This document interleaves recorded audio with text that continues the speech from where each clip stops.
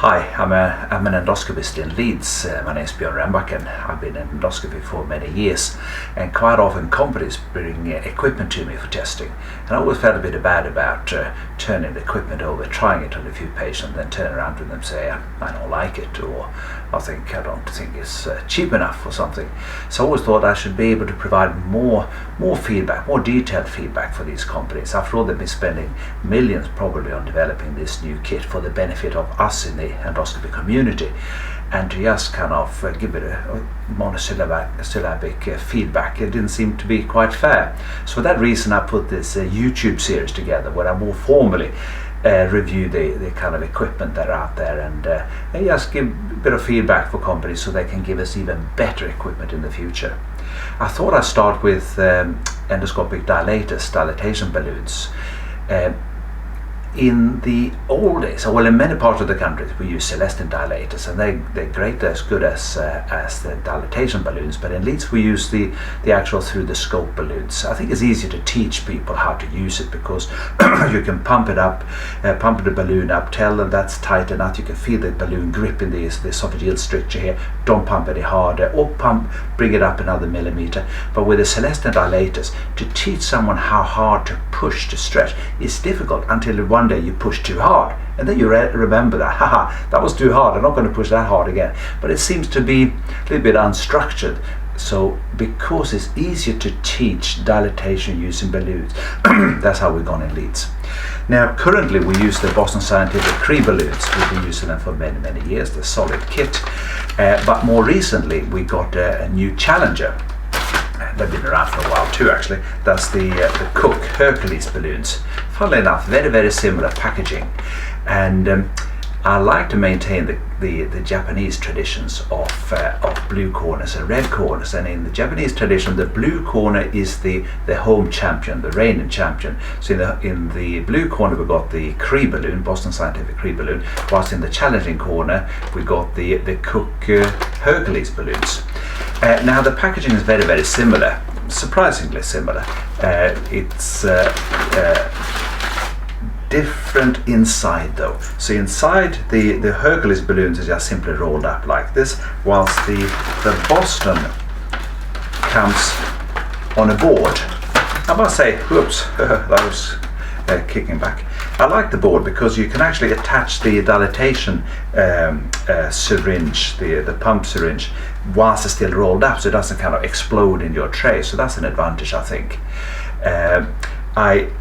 I must admit that with the CRE balloon, I don't like there's a little protector on the end that protects the actual balloon itself like this, and the unwary endoscopists can actually start to insert the dilatation balloon with the cover still in place. I've seen that. In fact, I've even seen one of these in the stomach once, wondering how on earth that ended up in there.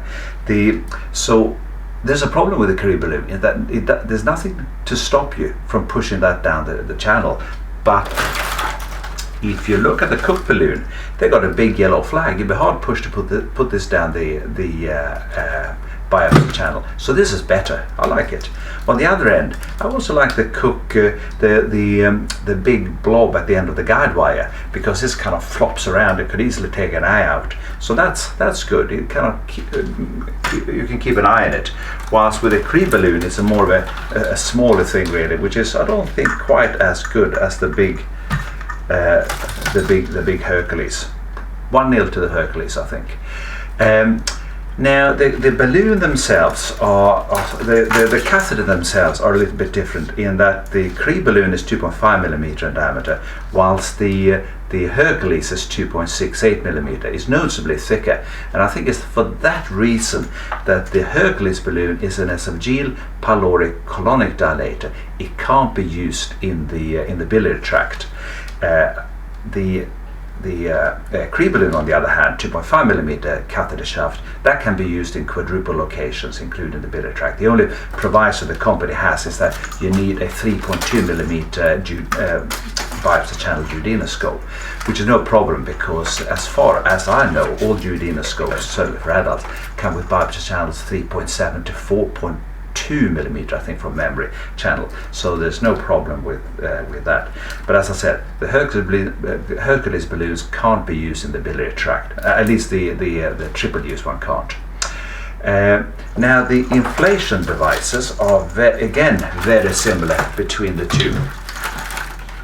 The familiar Cook one you use with the kind of gun handle, as I call it. You put some water into the balloon. There's a mark at 35mm, which is handy. You don't need more water than that in the balloon. Then you put it on the what I call the gun handle, like that. Put it into drive, and you're ready to inflate the balloon. Quick and easy. The Hercules, the Cook inflation device, is notably cheaper. It's kind of cloudy plastic. It's a normal syringe that's been modified by putting a gauge at the end. It's got a ring around 50 mils, which of course is far too much for a balloon. There's nothing to tell you that actually you don't want to have more than 35 mils in the balloon. Slip up, bit cheap, I think. Now the scales on both of these is the same. It's an atmospheric scale where you inflate both balloons in 1.5mm steps to the kind of target inflation pressure. Both got scales that is an atmospheric scale. On the outside, on the inside, the scales differ. The CRE balloons got a kilopascal scale, which is crazy. Who uses kilopascal? And whilst the Cook balloons got PSI scale, which is, I think, familiar. That's what you use when you fill up air in your car tire, for example. So that's probably better. Apart from that, they're very, very similar, I think, the two devices. In the microscope, you can see that the catheters are a bit different. The CRE balloons got a single catheter with two compartments, one for the guide wire and the other one for the water, whilst the Hercules balloons has got the thicker catheter got an inner tube for the guide wire and a larger tube for the water. And I think that's why I actually find that the Hercules balloons empties far quicker than the CRE balloons. I actually measured it, and on average it takes 3.8 seconds for a Hercules balloon to empty, whilst it takes 5.4 seconds for a CRE balloon to empty. Having said that, I don't think it really matters, to be honest. It's not as if the deflation or even the inflation speed matters. If anything, I think slower is better. Certainly on inflation, it's easy to kind of parry and maintain the correct position of the catheter in the middle of the stricture if the inflation is done quite slowly and steadily. Now, if you look at it under the microscope, you can see the tip of the CRE balloon is kind of tapered, whilst the Hercules balloon is a little bit more kind of suddenly cut off. Don't know if that makes any difference either, but I have actually measured that the resistance as I put these dilators down the biopsy channel on a 2.8mm diagnostic endoscope is noticeably different. As you probably would expect, the thicker Hercules catheter exerts a resistance of 6.7 Newton down the endoscope, whilst the thinner and somehow more slippery, I think, CRE balloon only exerts a resistant pressure of 2 newtons. So that's 1-0, I think, to the CRE balloon. Now, after the balloons have been inflated, I see no difference really in the clarity of the two balloons. They're both absolutely see-through. But there is a significant difference in the kind of angle at the end of the balloon, as you see here. The Hercules balloons is much more kind of sloping away and tapered, a bit like a Celestine tip, whilst the CRE balloon has more rounded shoulders. Does it matter? Well, I think it's easier to bring the balloon edge up to the endoscope and then kind of see through it to make sure you're in the right point of the stricture and you're not dilating kind of nothing when you have a more kind of a perpendicular edge of the balloon rather when it's tapering away. Of course, you can fill that void between the tip of the scope and the edge of the balloon with water, so you can get around it. But on the whole, I like a more kind of rounded shoulder with a acute angle between you and the scope better. Now let's see how the Hercules balloon performs in practice with the stricture here. And as you can see, there's an esophageal stricture just at the gastroceal junction, peptic upstream, has been dilated a couple of times before. Now the way I do this is I look at the stricture and think, what should I dilate that to? And in this case I think I can aim for probably 15 millimeter, so I'll go for 15 to 18 balloon. Now the guide wire goes down quite nicely here. Yeah, no resistance hardly any at all, and then I follow the catheter through until all of the balloon is outside the scope. Pull back a little bit, and then pull the endoscope back a little bit so that you're somewhat uncomfortably far away from the stricture. That's the right place. And inflate that, please. Yeah, bring it up to, we'll go 15 straight away. Oh, I'm too close, can you tell? I'm in the tapering portion of the balloon now, so deflate again, yeah, thanks. And then I'll pull back a little bit here, inflate again. Yeah, pressure, okay. You know that, I think that looks good. Now it's difficult, isn't it, to see through this balloon? I can't do, I tilt the scope a bit like, yeah, here I can. Well, it's in the right place. It's more awkward though than the CRE balloon, I think. It flops around a little bit, doesn't it? I wonder if I should go for a bigger dilator actually. Let's have a look. Deflate there. Let's see what we achieved. It deflates very, very quickly, as you can tell. There we go. Well, now I think we've done some good. There's a little tear there. I think that looks quite good. I think we've done some good in this case. I'm not going to go for a bigger dilator. We'll stop right there. Thank you very much. Now, so who's won the contest? The CRE balloon in the blue corner, the reigning champion, or the challenger, the Hercules balloon, Cook Hercules balloon in the red corner?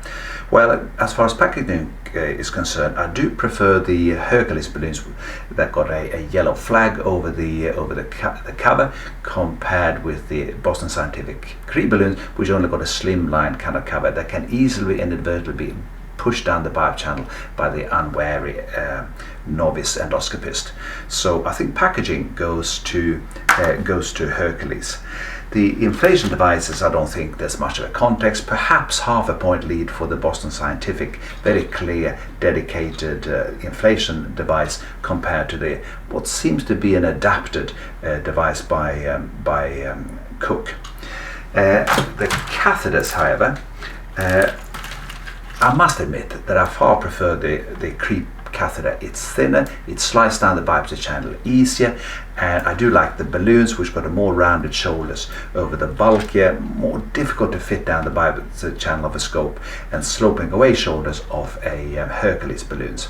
Having said that, if you, like most would do, use a therapeutic channel scope for these procedures, then it doesn't really matter. It's only when you've got a small channel, 2.8 millimeters, and perhaps you don't put a bit of jelly down the channel to lubricate it, that you can run into trouble getting the balloon down, or if it's a tortuous stricture. So, on the face of it, it's the CRE balloon, that the Boston Scientific CRE balloon that wins the day. However, Hercules is trying to break into the market, so they're offering a great price for the inflators. Say, and I think this is the case at the moment, say that we can get the Hercules balloons £20 cheaper. Because in Leeds we only do about 150 dilatations a year, that will translate into a saving of about £3,000, which in our big bustling endoscopy unit, surprisingly, it's not that much of a saving.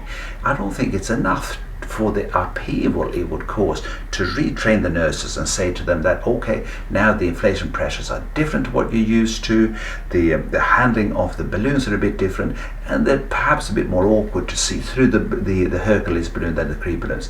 I don't think it's enough to justify it. So in my toolbox, the CRE balloon is going to stay, and the win goes to the blue corner, Boston Scientific.